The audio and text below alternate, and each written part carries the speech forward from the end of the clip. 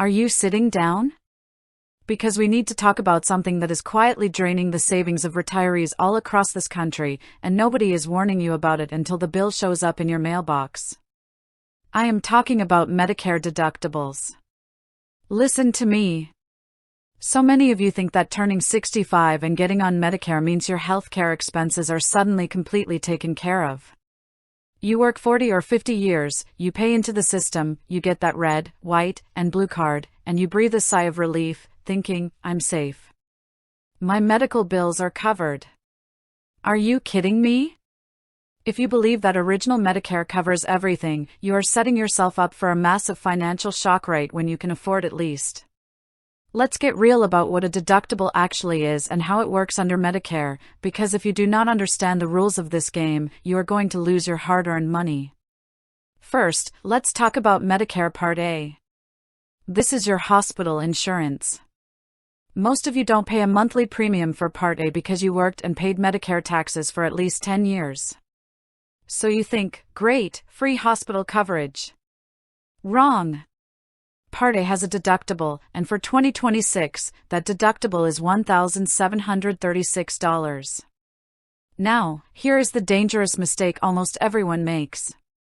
You hear the word deductible and you think, okay, $1,736 per year. I can handle that. No!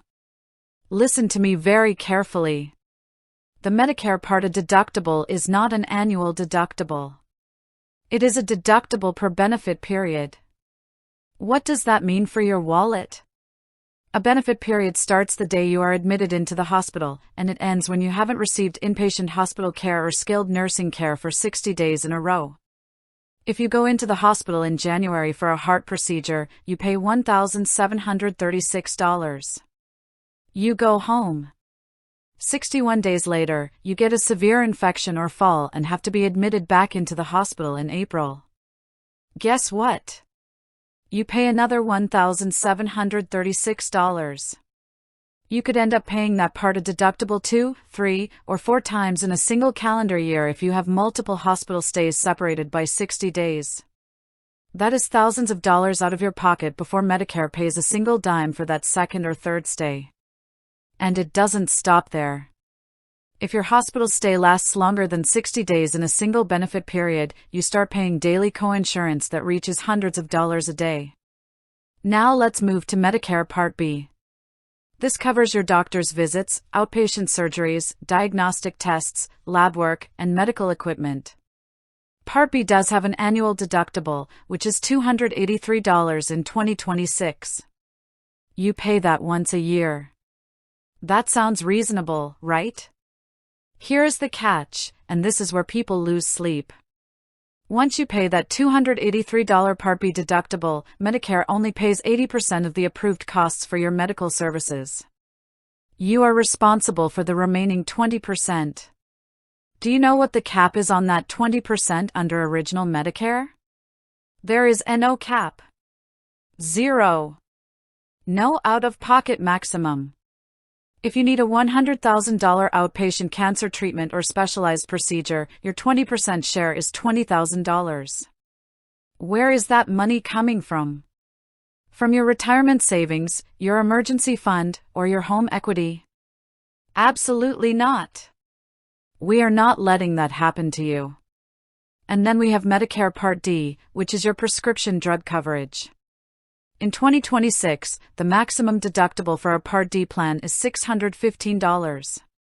Before your drug coverage kicks in, you might have to pay that full deductible out of pocket at the pharmacy counter for your daily medications. So when you add up Part A hospital benefit period deductibles, Part B annual deductibles plus 20% coinsurance with no limit, and Part D drug deductibles, original Medicare by itself is a financial landmine. I know this sounds terrifying. You worked your whole life to build a nest egg so you could enjoy your golden years with peace of mind, not worrying every time you need to see a specialist or go to the emergency room. Fear comes from not knowing, but power comes from taking action. So what is the actionable takeaway here? How do you protect yourself right now?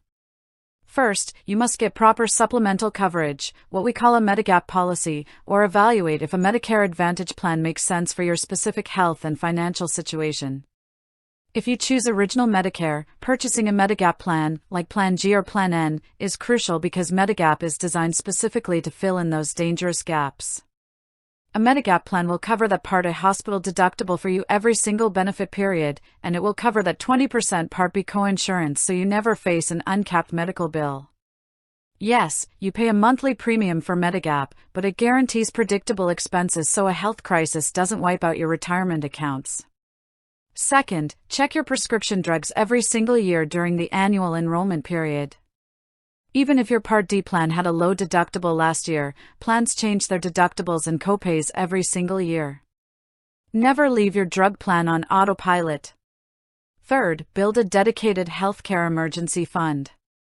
Do not lump your medical emergency money into your regular spending account. Set aside liquid cash specifically for out-of-pocket health expenses so that when deductibles reset on January 1st, you aren't forced to pull money out of tax-deferred retirement accounts and trigger unexpected tax bills. Stand up, take control of your healthcare planning, and protect the money you worked a lifetime to save. You deserve peace of mind in retirement.